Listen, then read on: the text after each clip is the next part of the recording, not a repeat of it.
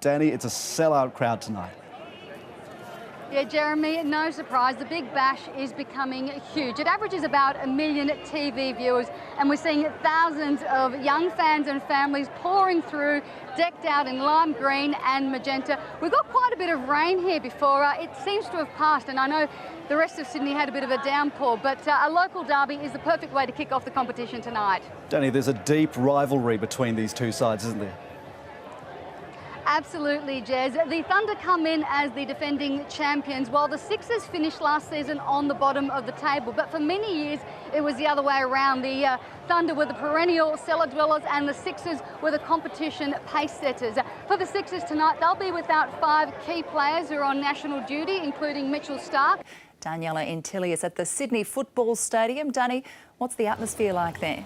Nicole, it is absolutely electric. Not surprisingly, there is a sea of black, white and blue fans here who are desperate for the Sharks to get that elusive premiership. There are a few Cowboys jerseys, but they're definitely outnumbered. And how are these two teams shaping up heading into the game?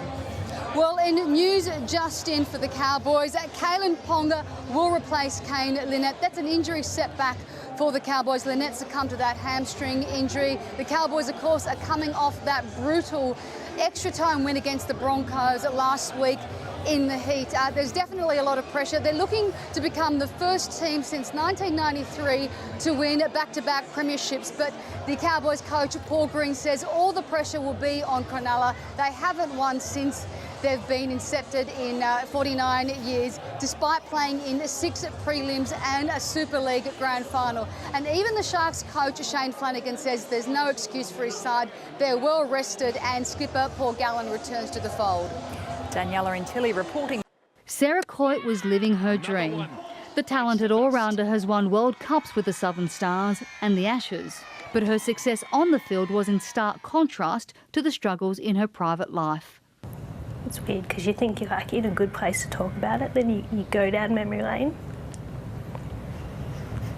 This Southern Star was in the grip of anorexia and on a path of self-destruction.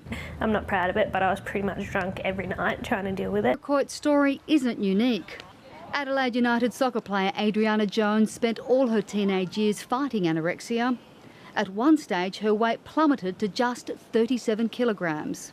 You're like in hell. Like even when you try and reach your lowest goal, it just gets lower again. Anorexia nervosa has the highest fatality rate of any mental illness. Athletes are twice as likely to develop an eating disorder because of their drive to succeed. Maddie Collier and Erin McKinnon grew up watching AFL. After many years playing for love, these aspiring giants can't wait to leap into the big time. I've grown up watching footy my whole life, and you never think when you're little that girls are going to actually get to play it. As the 8 teams prepare for the inaugural premiership, excitement is building around the country. It doesn't have to be a dream anymore. We can't wait for AFLW to start. With limited preparation, skills and fitness will be put to the test. And some are questioning how the league will measure success. The first Australian women's football match was played in 1915, so it's taken 102 years to finally get a women's competition. And although it's still semi-professional, for these women, it's a start of something big. Eventually, give it 5-10 years, we'll be the #1 sport.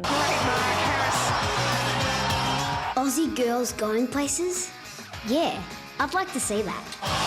The 7-round season kicks off this Friday night. One of the biggest scandals in Australian sports history has come to a conclusion. Daniela Intili reports.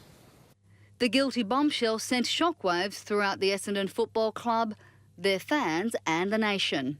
We, like I think everybody else in the Essendon wider community, was shocked. This has been the most complex anti-doping case in Australia's history. In 2012, the club devised a scandalous supplements program. 34 past and present players were given the banned substance thymosin beta-4. This is a devastating decision for the past and present players. Former coach James Hird issued a statement describing the decision a miscarriage of justice.